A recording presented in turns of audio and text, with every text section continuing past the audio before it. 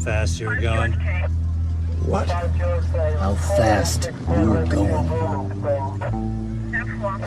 I don't know. 10? 8.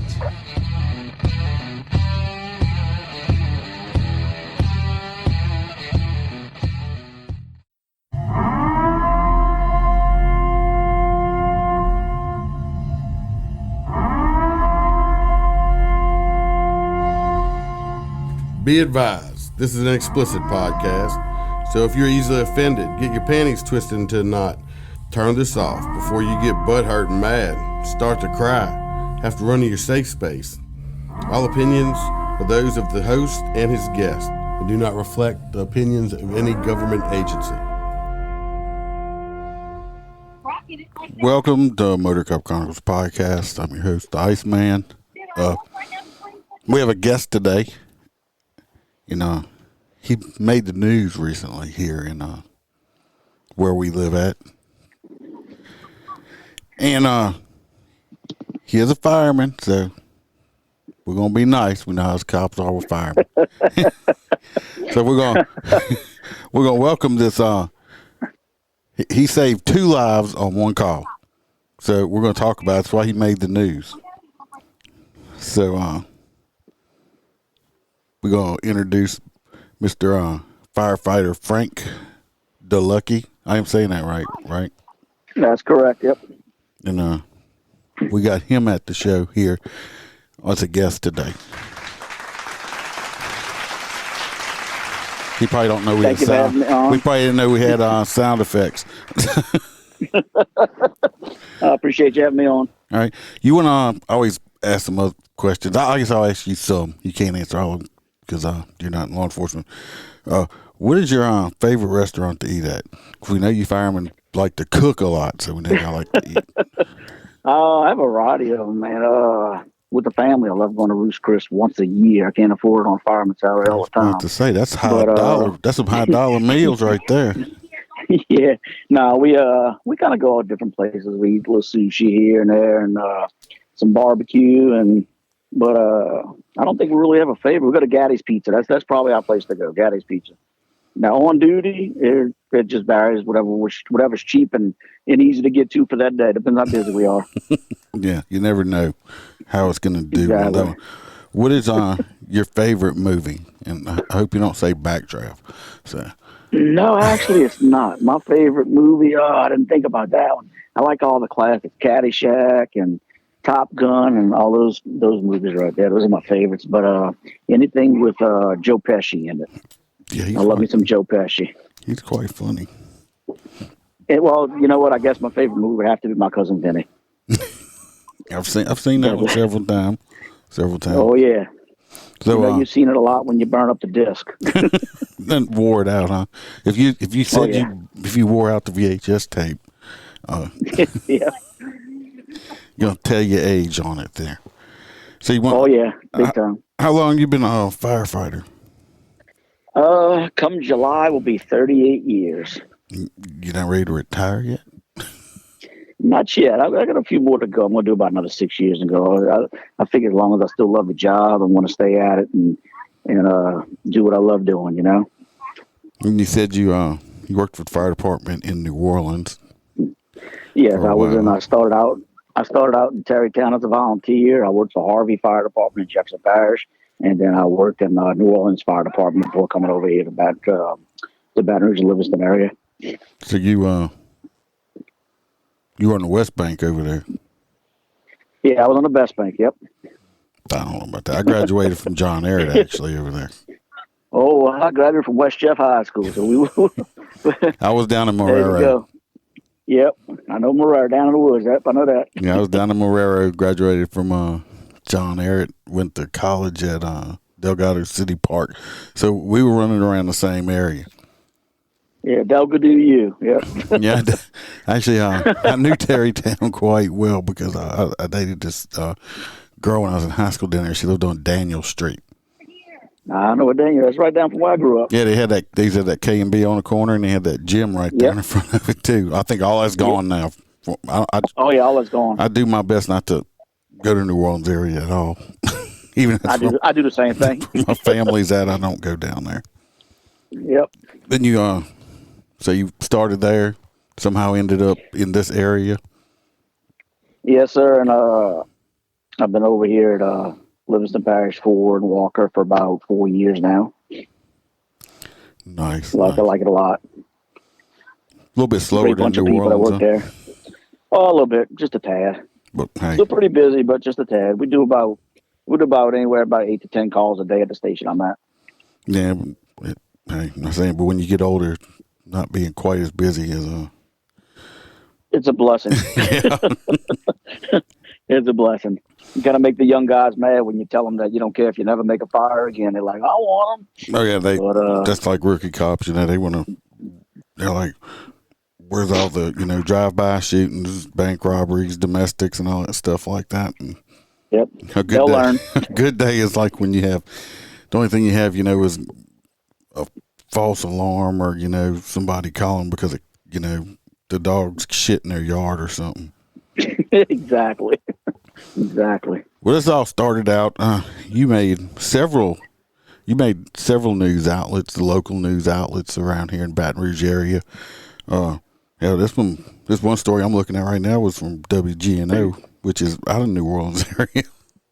Really, I haven't seen that one. Yes, this one's from WGNO, and says donated tools in the memory of a local firefighter helped save 2 kids in Livingston Parish. Is how it reads. The headline. Oh God. And Okay. it's I hope they clarified that. They do farther down in the story. For the listeners that I'm talking about, he did save 2 kids, but it was not 2 human kids. He saved 2 newborn baby goats that were in respiratory distress and were in need of oxygen. And the fire department provided the assistant using pet oxygen masks. Are they actually designed for pets, or are they for something else? And They are. They are. The way the masks are designed is to fit over the snout or the snoot, however you say it, of the nose and the mouth of the animal. So mostly we use them on dogs and cats. As far as I know, this is the first time it's been used on, anything other than a dog or a cat. Baby goats. But right, and yeah, exactly. We have different sizes for different size animals. So, but they are designed for animals specifically. It says these were donated masks in 2016 by the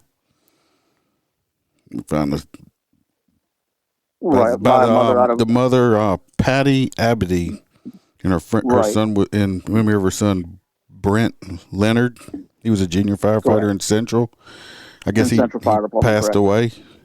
Yes, sir, and I'm not sure of the circumstances surrounding that. And until recently, I didn't even know how we got them. As far as they were donated, so that was a good story for me to become familiar with also. So it's great to have use of something in a memory of somebody that wanted to dedicate their life to the fire service too. Well, how was this call dispatched out to you when you got it? The gentleman actually came to the fire station right before I was supposed to get off duty, and he asked if he could borrow an oxygen bottle, which I told him we don't loan them out. And he told me what the problem was. He had a goat that was just born and was having difficulty breathing. And I said, well, let's take a ride over there.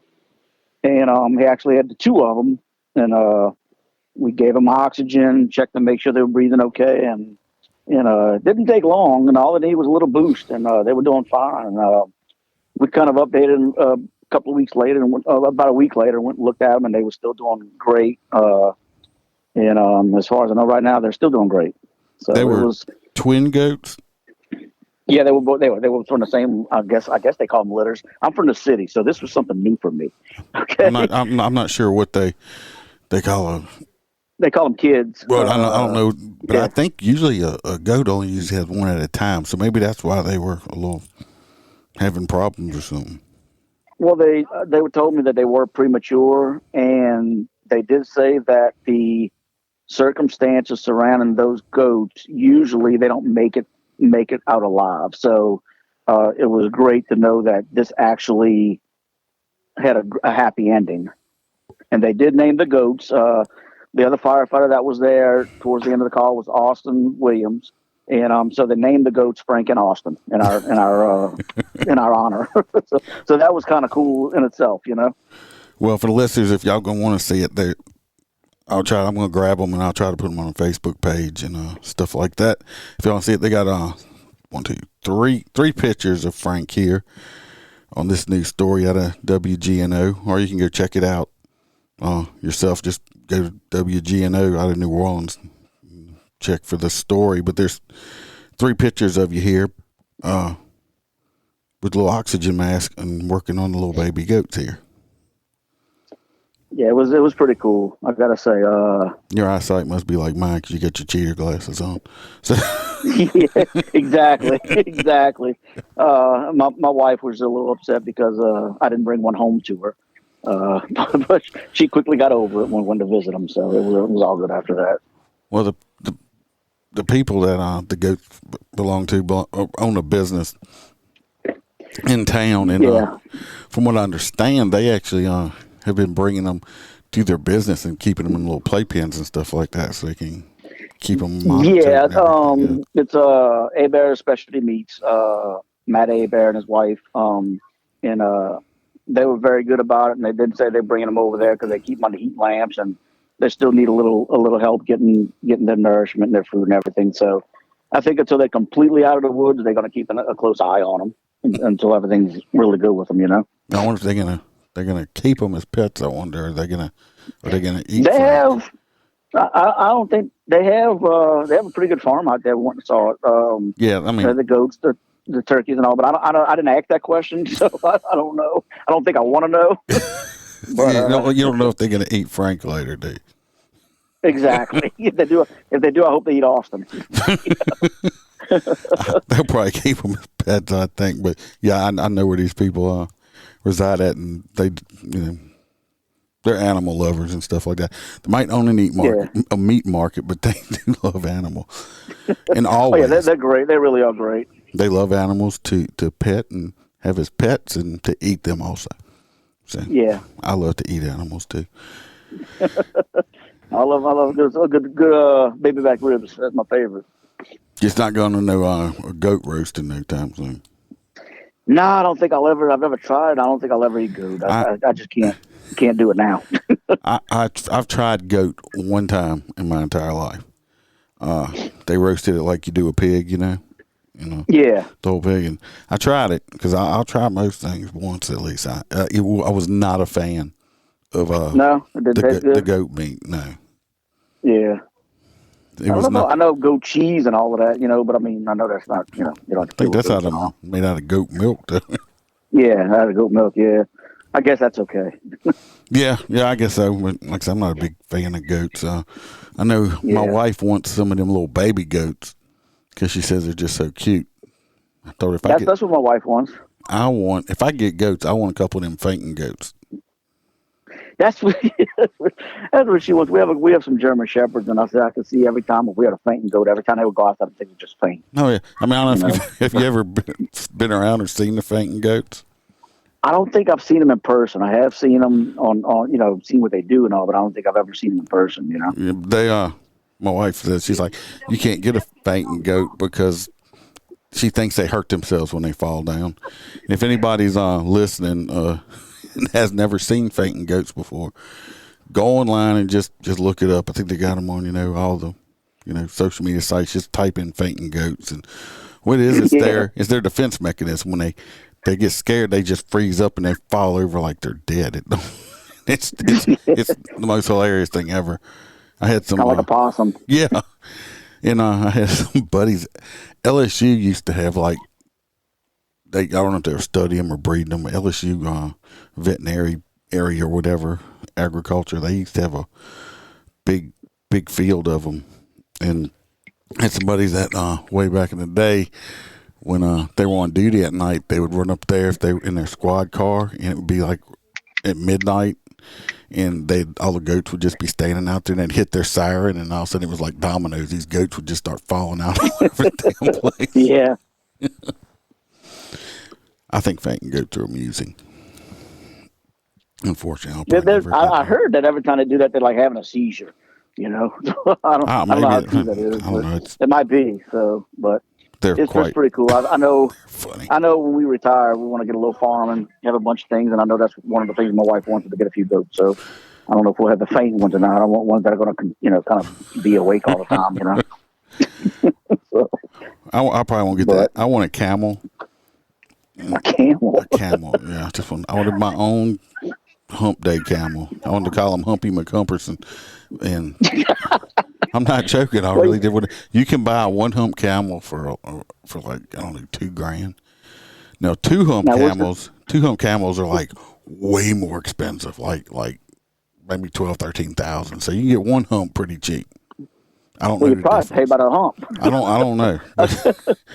But it's just like. Well, I would imagine you save on water too. You don't have to give them water all the time. But I wanted a camel. The wife, Bam, said I can't have a camel. I'm like, well, you can't have baby goats in. Tit for tat, huh? Correct. So I know we talked about. You want to talk about some of your? Since we already know you're a hero in the goat community. They are. I know you got to have some. It's 30 plus years in the fire industry. I know you have some funny stories. Yeah, I gotta tell you, it's like I said, I was born and raised in a city life. So, when I first came around here, I made a fire a couple of years ago around in a walk area off of Buddy Ellis, and after the fire was out, went next the guy that was there, interviewed him how it happened, this and that and everything, how I found out about the fire. And he said he was out walking his cow and playing frisbee with his cow, playing catch with his cow. And I looked at him, I'm like, what? Say that one more time. I think I misunderstood you. He said, I was taking my cow for a walk. We were playing fetch. Okay. I just thought it was crazy. But a little while later, we're all sitting there taking a break, and the cow comes walking up to us, and he called out the cow's name, which I don't remember what it was, and he told the cow to sit, and the cow sat. I'm like, okay, I'm a believer. It's like, just when you think you've seen it all, it's like, okay. Cow told him there was a fire, and there was a fire. Sure enough, Because this was a pet cow, I'm assuming. This is his pet. He's taken a cow, he had it on a leash, taking it for a walk, and playing catch with it. He ended up playing fetch. So I'm like, I've never seen, it's hard enough to get a dog to play fetch, much like a cow. Yeah, I know, right? But it's, you see things like, we had a guy one time got his head stuck in a dresser drawer. I didn't ask him how. What was the purpose of sticking his head inside of the dresser drawer? He fell down and his head got stuck in a drawer. I don't know how. I mean, to this day, I can't fathom how his head got stuck in a drawer. Did his wife call it in and said, my husband's got his head stuck in my drawers? I'll be honest, I don't know how I got called in. I didn't ask. He was the only one there. It was just like we just tore the dresser apart to get him out. I mean, Did you have to get the jaws of life out? Yeah, exactly. Just a hammer and say, hang on, dude, here we go. But, I like to have fun with patients, when they always hear, just like with police officers, people call you when it's the worst day of their life going on, So it's like when we have patients, I like to talk to them and make them laugh and try to lessen the situation a little bit and calm them down, and we get calls from people that are, that have fallen on the ground, need help getting up, stuff like that, I'll lay on the ground with them and look at the ceiling and ask them, what you looking at, man? and just kind of get in line with them, One lady said she was getting a chin, she thinks she missed. I said, no, I'm sure you missed. You're on the floor. But it gets, we don't get a whole lot of recognition, and you guys know the same thing. We don't get a whole lot of recognition. That's not why we do it. But it's fun when you get somebody to thank you for something that you really don't think you did a whole lot, but for them it's a whole lot. Well, to me, the goats. I didn't think the goats were that big of a deal, and look where it's at. Oh yeah, I mean it's all over. I mean the news areas. I mean, well, I was messing with my stepson. He the phone rang the other night, late at night, and it was like 9 o'clock. I saw it was the blood bank. I didn't answer the phone, and he asked me a question about it. I said, "Well, yeah, I'm going to do a podcast, and I said, but I was waiting for, you heard of 2020? Good Morning America? He goes, yeah. I said, that was them just now. I just didn't answer the phone. Why didn't you answer the phone? And I just couldn't go on. I was going to mess with him. And I just said, well, I'm waiting for ABC News to call, just being funny with it, but, we got a lot of good guys around the department and a lot of good things happen. I guess I was just lucky enough to be caught in the spotlight, and a lot of these guys should be caught in the spotlight every day, for the different things we do. Well, at least people like firemen. Yeah, well, I don't know. I don't know, man. It depends on the neighborhood you go in. I guess some of us don't like us too much, and it's just like police officers, and we got that's something like in Walker, man. We work with Walker PD fantastically, the LPSO. Well, what we get along about great? What about when I know you've had that happen. Do y'all carry the Narcan, or is it just the ambulance? We people?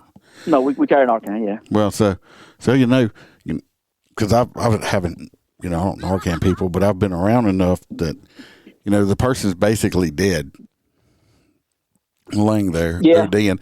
So you Narcan them and you get them to come back to life, because if you didn't, they would most likely just finish continuing towards their, go towards the light moment or whatever. Right. And you Narcan them and they come back, but now they're pissed off because you fucked their high up. Right.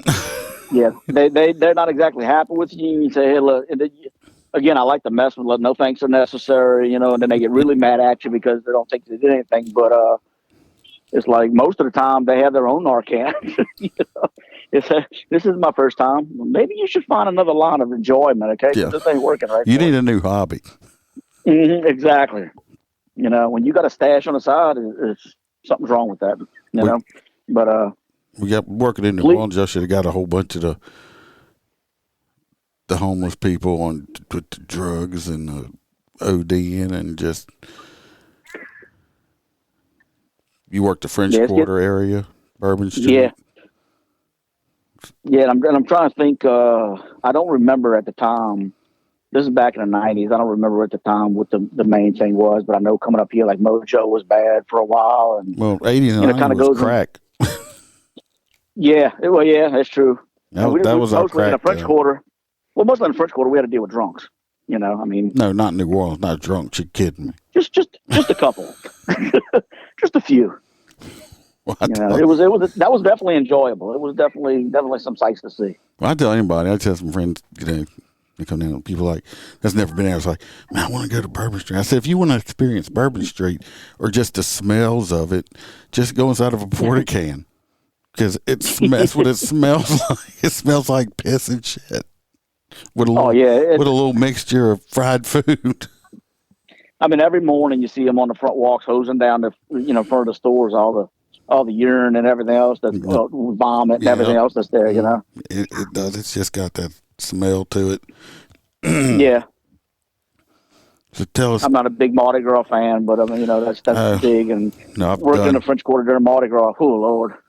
I've been, like I said, I had my fair share. Anybody who wants to go to Bourbon Street during Mardi Gras, make sure you put all your valuables in your front pocket of your sock. Don't put anything in your back pocket, because you're going to get pickpocketed, because you're getting herded down the street like cattle. Oh, yeah. You can't move. People are all up against you. And it's not fun. You got to plan an hour ahead when you think you may have to go to the bathroom. Yeah. Just try to get to where you're going. And then we can barely get down the street in a fire truck, And then when you get to where you're going, you better pay your money, because they ain't there using the bathroom for free. Oh yeah, no, everything's a buck. Everything costs something. Yeah, especially during Mardi Gras. Oh yeah, it's horrible. You talked about a story earlier today. When we talked a little bit ago, you weren't sure if you could tell it on here.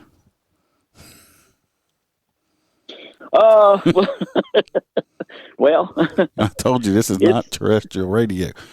You can say it. Yeah, it's evidently people used to like to put tubes in their butt, and put a gerbil down there and kind of gives them a sexual gratification. And this one particular time, the gerbil died. So it was kind of a sight to see him sitting there with with a tube, piece of plastic sticking out his butt with a dead gerbil in him. It's not, he's like, "Can you cover me up? I'm embarrassed." Well, next time you won't be doing that. Well, stop sticking animals up your butt in tubes. You don't have to worry about it. Exactly. And you might want to think about going to what was that? One of them gastrologists? Yeah, because you killed that gerbil. Whatever's up in there killed that gerbil. Exactly. Something's going on, man. You got something going on in there. Now, I don't know if you were involved with it or not. I heard there was a call recently in this area out here. I'm not sure what district or is it, but they said of a older man in his 70s that kind of ended up with a dildo broke off in his butt, and the suction cup was still like on the coffee table or something, and the dildo was in his butt. I heard about it. I was not on duty for that. Okay, I really don't know the details of it. To be honest, okay. I didn't know if you knew details. No, and yeah, I heard about it, but I didn't hear about any details of it. I heard what you just told me is exactly what I heard. Well, I was told that he said the reason that he was doing this is because when he is constipated, it helps loosen. I'm like, that just sounds like bullshit to me. You just got caught, doing yourself a suction cup, because usually I think they call that, like in prison, they call that packing your shit, not unpacking it. So, but how, I don't know. I mean, I would never be in that situation because I'm just not going to do that to myself. But I'm not calling anybody. I'm sure not going to call anyone to that. I would walk on my hands if I had to the hospital before I called and said, "Hey, yeah, it's an emergency. I got a dildo stuck in my butt and I can't get it out." Exactly. Yeah, no, I'm going to leave that alone. I'm not even going anywhere with that. Well, it's just like your hamster guy. I guess y'all have to transport him belly down, right? Yeah, yep. Belly down, butt in the air. Yep. I guess that was the embarrassing part. Yeah, we had to take a little paper sheet and cut a little hole in it. But... Yeah, exactly, like a smokestack. The poor gerbil. I feel sorry for the gerbil. I know, right? Those cute little animals. It's got to be a horrible death, dying in somebody's asshole. I know. I've never heard of that until then, But like you said, poor gerbil being put through that. Oh, you never had weird calls where people did something like having sex or something with each other? I had one time when these people, like, he handcuffed his wife to the bed and realized they didn't have a key to open the handcuffs, and they had to call us to get them out. Yeah, I've never had anything like that before. We always have the people stuck in a bathtub and stuff like that, but it's stuck in a bathtub. That must have been some big people. Yeah. Like I'm saying, stuck, like slipped and fell in the bathtub, or when somebody, it's always when somebody falls, it's always between the tub and the toilet. There's never anything easy, Oh yeah, everybody's like, oh, you had some. It's like, let me tell you what, the naked people I've seen are none of the naked people that you want to see. Yeah, usually no. It's not like like some of those calls, I still got. Every time I turn around, I think I've seen it already. There's something else that pops up, like the goats or the cow playing fetch or something like that. So, the handcuff thing. I'm not ruling it out. You never know. So you had no cats and trees or nothing lately, then? Oh yeah. People really call y'all with that? Yes, they do. Whenever they don't know what to do, they call us. We got a call for a big beehive under a porch. The cats in the trees, a bird in a tree. That's what a bird's supposed to be. A bird in a tree. Well, it was one of those, I guess, the parakeet or the macaws or whatever that they have the wings clipped rather. How to get up? It got out. Well, they can fly a little bit. They just can't go distances when the bird was in a tree. So sometimes we'll climb up the ladder, but you definitely want to have your gear on with those cats. But we'll use a hose line sometimes, and we'll kind of walk them down to branches, and every once in a while you might miss and hit the cat or the bird, and they come down. But we always tell people, you never see skeletons of cats in a tree. No, but they're going to come down. Yeah, you know? I tell people all the time, the cat went up there, it'll come back down. Stop messing with it. I mean, we had a lady tell us one time, well, my dog's right here trying to get it down. Well, you think that's the reason why he went up there? Why he went up the damn tree in the first place. How about we take the dog away and, and put a can of cat food there and maybe it'll come down. Malnutrition or something. It's coming down one way or the other. But yeah, we do cats in the trees, man. We get called for snakes, cats. I mean, everything. Like I said, if they don't know who to call, they call us. Y'all like Ghostbusters. Exactly. Exactly. That's why I said a long time ago, when we talked to kids and all, and I said, look, every day, and the same thing with the police department, every day is different. You don't know what's going to happen. No, that's true. That's one reason I would change that's the enjoyment. Yeah, I told somebody one time, I think I was talking to them. I forget what type of job they did, but they made very good money at it. And I'm looking, I'm like, I feel I could not do your job. Not because I physically couldn't do your job or mentally couldn't do it. Is you do the same exact thing every single day. When you go to work every day, you know exactly what you're going to be doing. I don't know what I may be doing. Exactly. Every single day. Some days may be exciting, some days may be boring, but it's not going to be the same exact thing. It's going to be different every single day. And I just don't know if I could do a mundane, routine job just where I do the same exact thing every day. Yeah, it's crazy. And like I thought you were going to say something else, like, I've had policemen say, I would never do your job for anything. And we say the same thing. I'm never doing your job. Y'all are crazy. I said, fire don't shoot back at us. Well, I guess it depends if there's, bullets and all in there. But for the most part, fire don't shoot back at us. We're good. Well, the bears you work in out here, most of them houses you go to, most likely got bullets in them. This is true. That, yeah. It's a different situation out here. I put out a house fire one time. Did you?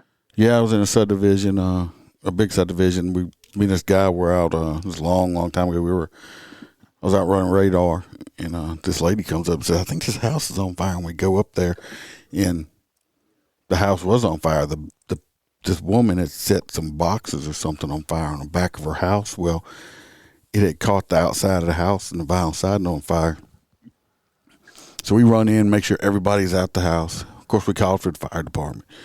And made sure everybody was out of the house and we're clearing the house. But I know while we were clearing the house, make sure the fire in the back was hot enough where the windows would explode. So it wasn't just like it was just smoldering. Right, yeah. But between some using up a whole bunch of fire extinguishers and some water hoses, when the fire department got there, the only thing I couldn't reach, and they still got it, they had some still up in the attic, some embers they were able to get out. But like I said, if we wouldn't have done what we did, the house would have probably been gone. Yeah. So. Oh yeah, we had that all the time where the police officers show up first, and I did get we used to make a joke. I got smoke inhalation, and it wasn't fun. It was painful. I did have some smoke inhalation going on there. That sucks. Oh, the smoke sucks. Oh yeah, it did not feel Definitely good at all. My chest was killing me for days. But we used to make a joke, we'd say, like, if you want to look for a fire hydrant, just look for the police car because they park right in front of it. But it's just funny. Yeah, yeah, exactly. Here it is right here, But we're fortunate. Like I said, we get a lot of help from Walker PD and LPSO. We get calls and all, I tell them, y'all do this because y'all secretly want to be a firefighter. I get it. I'm not going to say anything. I'll be quiet about it, but we know you want to do this instead. Watch out now. I saw them TikToks where the cops would go by the fire station about 2 o'clock in the morning and just like beep their air horns outside. Just to make sure y'all okay. Yeah. If we got to be up, y'all got to be up. It's like, just checking on you. Well, they know where the good food's at. So, that's where it is, Yeah, but you got to watch out if you give the cops the code to the door. Because you might cook, get a call, and come back and your food's gone because they ain't coming ate it while you're cooking. Exactly. They done ate it all. Shit. It's all gone. Oh, yeah. I believe I don't know any areas where the firemen and cops just don't get along pretty much with each other. They give each other crap, but I just don't even think where they just really dislike each other. No, every once in a while you get one of each on either side of it, But I mean, for the most part, like you said, we go back and forth and mess with each other and everything else, But I mean, like we used to tease him, we could tell the new cop from the rookie cop from the veteran cop because he's all pressed and clean and shiny shoes, and it's like, dude, really? Come on, man. Oh yeah, well, But being a motor cop, I don't wear my motor boots as much, but I know sometimes it'd be just after a fresh boot shine and everything. Next thing I know, they done sent me to a crash, and I'm sloppy full of mud now. Pissed off. It's all get out. Now, a long time ago, this was over 20 years ago. It's probably the one you work for now. Used to be mostly all, just back when it was almost all completely volunteer. Yeah. When it was a volunteer department. It's a whole lot different now, because when it was a total volunteer department, I had some issues with some of the personnel they had there. There was a fire chief out there way back. Well, I'm not going to say no names or nothing, but yeah, he thought he was the boss of everything. I got a call for a crash one time. Got there, one of the cars had caught on fire. Fire department had showed up right around the same time they put the car. Next thing, I'm sitting there, I'm working on my stuff, letting the fire people do their stuff. Next thing I know, a tow truck shows up behind me. I didn't call the tow truck. Don't tell me. I looked at the tow truck driver. I said, "What you doing here?" I called to come pick that burnt car. I said, "Oh, really?" I said, "And who called you?" And this fire chief happened to be standing there. "Well, I called him." I looked at the tow truck guy. I said, "You can leave. Send him the bill." I said, "Fire department don't call tow trucks. I call tow trucks when I'm ready for it." They kind of looked at me. I said, "I'm not joking. You can send him the bill." And I gave him his name. And I said, "So you can leave now. Make sure the cops call you next time, not the fire department." And yeah. there's another incident where I was working night shift, and we got they had a call, and they sent me to it of a heavy lift call. It was a stroke patient or something. I don't remember. This is, like I said, 20-something years ago. He was a big man. He was about 6'3", probably he was a good 260 or so, or heavier. He had fallen out of his bed, and he had a home health nurse there, a woman. She couldn't get him up by herself. So I get over there, and I called dispatch. I was like, "Okay," I said, "Oh, y'all got the fire department en route." Like I said, this is just totally when it was totally volunteer fire department, no paid. Yeah. That I know of, I said, "Y'all had the fire department en route."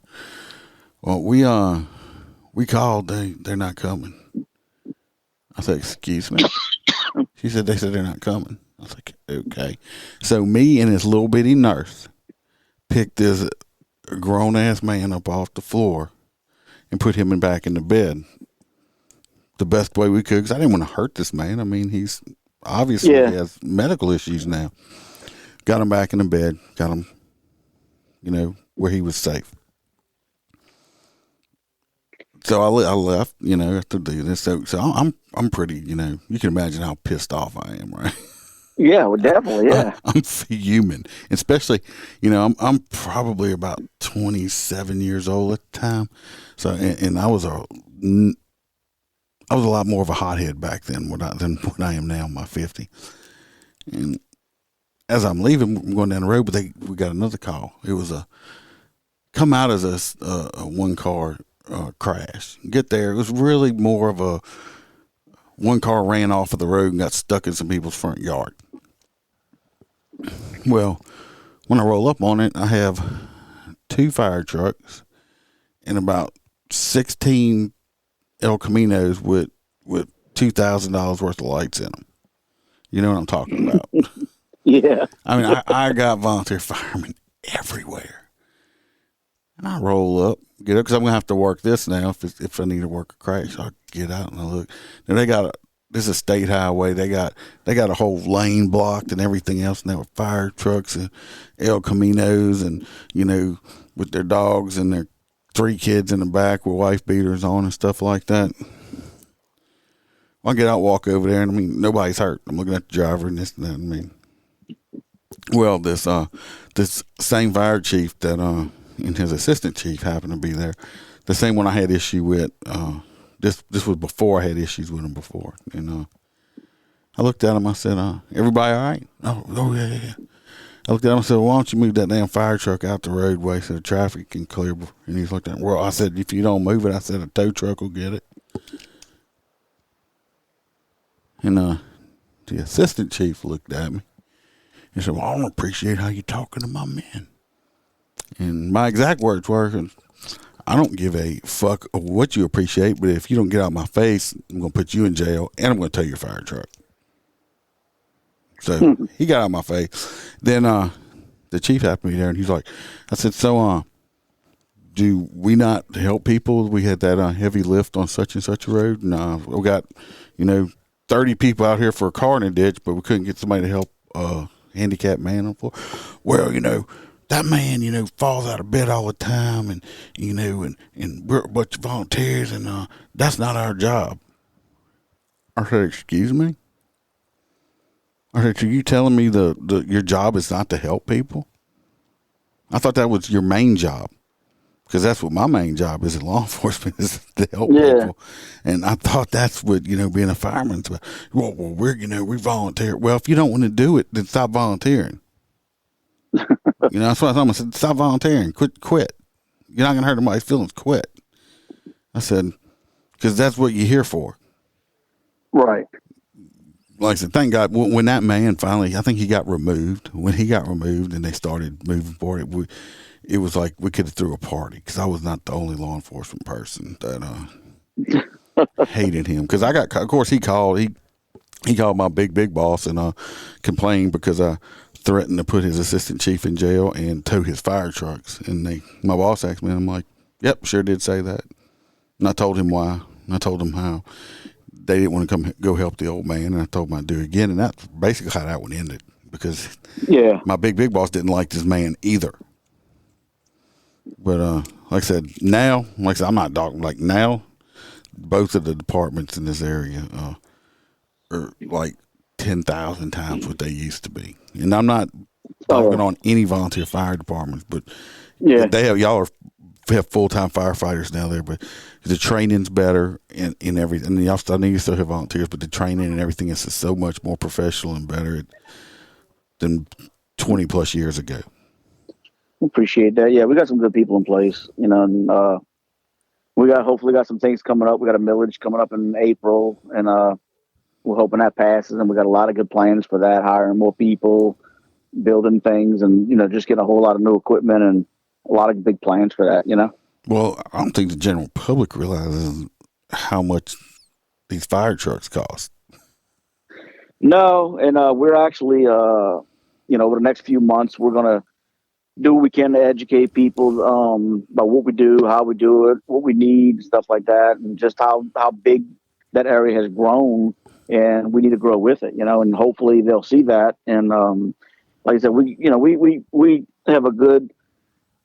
have good people in the parish or in our area, and for the most part we get along real good with them. So hopefully that'll go a long way. Yeah, I mean, what's a regular pumper?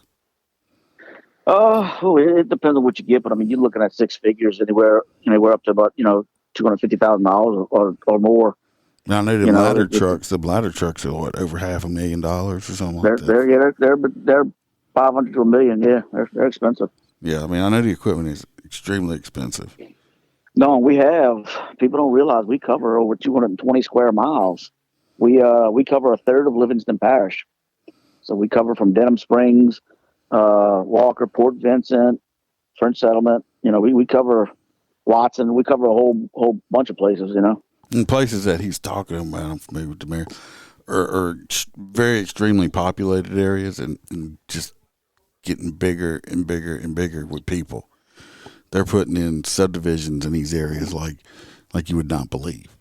Like, and I'm not talking about. I'm talking, subdivisions with 500-600 houses or more in them, hundreds of acres they're clearing out.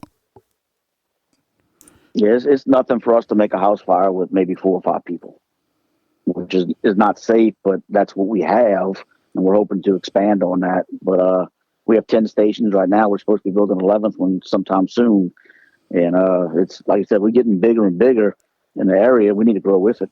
Yeah, the problem is population's going up, but your money's not. Exactly. But they expect the same amount of service. People on that. Right. Exactly. And we're hoping to educate people on that and let them know that, because now especially, it's not a good time for taxes and things like that. I mean, people are paying for everything more every day. The costs are going up on everything. So, but so you just basically roll the dice and hope that they see what we see, and know that we need to continue to get funds to keep the protection that we have and enhance the protection that we give. We'll always be there, but we just want to do it better. Yeah, well, you can thank Uncle Joe for that. Do what? I said we can thank Uncle Joe for everything costing more right now. Yeah, you're right. I don't see it get any better. I don't think anybody sees it get any better. Well, he'd say like, "Oh well, it's corn pop." He just did a whole speech. That's a Joe Biden speech right there. Just that was a quote. Yeah. But hopefully it'll get better. And I know you firemen, y'all are like us. You you have your full-time job, and then you working extra, either working at different stations for overtime or side gigs and stuff y'all do. I know a lot of firemen that do, they'll work for one department and then moonlight at another department for their extra money. Yeah, up until I was actually working for East Banner GMS for a while, and I just recently resigned from there and during the summertime. Just been doing that for too long, but I was actually working overtime the day the goat rescue took place. That's not my normal station, so. Yeah, we almost all firefighters and police officers too. We do the side jobs, make ends meet. I knew this guy that worked for EMS over there. I wish I could remember his name. He might be retired. He's an older guy, tall, skinny. God, I wish I could remember that dude's name. When I said we wasn't real close friends, I knew him in passing and talked to him. Yeah. Yeah, I went on a trip, on a motorcycle trip one time, and he had a motorcycle, and I think he was there. I don't remember his name. They've got a bunch of good guys and girls over there. It was just getting burnt out on making that many calls. Were you working there when they were doing? Well, I guess both. I mean, in New Orleans, they had with that night watch thing going on. I was working there, but I was not part of the crew. I was actually the amount of time they needed. It was mostly night stuff and all, and I didn't really work nights. I worked strictly days. And then I think they did some in Baton Rouge for a little bit. Yeah, it was Baton Rouge GMS. They did it, and the fire department was involved in it as far as some of the calls they made and stuff like that. So you could have been a superstar. Do what? You could have been a TV star. Yeah, exactly. I actually didn't want nothing to do with that. I mean, like I said, there was a lot of stuff going on with that, and I didn't have the time to commit to it to even try out for it. But I don't like being in the limelight that much. No, well, I'm kind of like, even though I do podcasts and everything, when I see news cameras, I usually walk the opposite way. Yeah, I try to. I try to. But when you only have 4 or 5 people on a scene, it's kind of hard to avoid that, Oh, I know. I've been on the news a couple times, and like, somebody said, I saw you on the news. I'm like, shit, where was that camera? Yeah, because usually if I see a camera, I'll go stand behind the direction it's pointing. I know some guys say they love the limelight with it, but yeah, they got someone that love being on there. I mean, if I'm asked to do it, I'll talk to them, but I'd rather give it to somebody else. Well, I had one time in my career that I forget what it was. I didn't forget what call it was. I didn't even think it was that important, but the sheriff called me and said, "Look, I forget. I think it was a newspaper. Yeah, it was a newspaper. They said this newspaper's going to be calling you. Go ahead and talk to them, because just kind of like, I mean, we have public information officers. We're told, it's in our policy procedure. If a news outlet comes to you, say go talk to the sheriff or the public information officer. Well, they called and told me to give them a statement, talk to them, so I did. But that was only one time I've had to do that. So, and it was kind of weird reading, my own quote in the newspaper. Yeah, and hopefully to get it right. Yeah, well, you definitely need to be careful when you're dealing with news media people, because they'll take, what you will say and twist it into, or edit it, or, leave a part out or something like that to make it more interesting. Yeah, to twist it. Yep. I do not do that. I don't. Podcasts I consider, even though a lot of agencies consider us media, we're not actually media. Right. I'm not anyway. And if anybody knows all my stuff, and unless, like I said, I got a guest on, he hadn't said anything that we'd have to edit out. So this will be unedited from start to finish. It's so they can't say, "Oh, you did this and took that and manipulated this." No, that's why almost all my stuff is unedited, unfiltered, and everything else, just raw. Right. Just how that's you the get best it. way. So I do, especially with police and firemen, they know if you do something different with it. That ain't what that's bullshit. Oh yeah, I'm like, no, I'm not. I've only had really one interview that we did that it was like, it ended up being like it was like a 2-hour interview, but we ended up being down to an hour. It was so much editing taken out of it. And it was because of another person that was in on the phone when we had to take stuff out that they were saying. It was like, oh my God. So I try not to do that again, because editing audio, it's not, if anybody don't know, it's not real fun. It's not like doing video where you're actually using, your time and all that stuff. And it's a pain in the ass. Yeah, I never tried it. It sounds like I don't want to. No, editing audio is not. Doing it with the video attached is easy if you have video with it, but not. Right. And I'll tell you, Chief, I do know you, Chief. When you talk to him, tell him I appreciate it. I know you want to go eat with your family. I don't want to hold y'all up too long. I totally appreciate you coming on. I mean, you're my first life-saving hero that we know of on the podcast.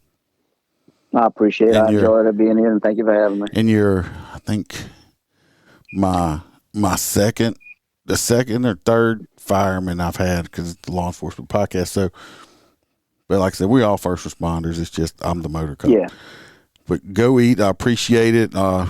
Good luck. If you have any other good funny stories that come up, you have my number. Hell, you know where the Iceman lives at. So, yep. But more than welcome to come back on. Do you have an iPhone?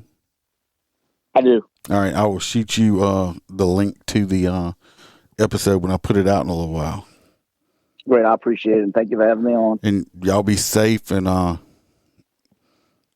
like I said, appreciate it. And I'm sure the family with the goats appreciate it. I mean, I think it's cool. I'm an animal lover, even though I joke about it. Oh, yeah. And everybody else, be safe. Watch your back. Watch your partner's back. And remember to smile, because the Iceman could always be behind you.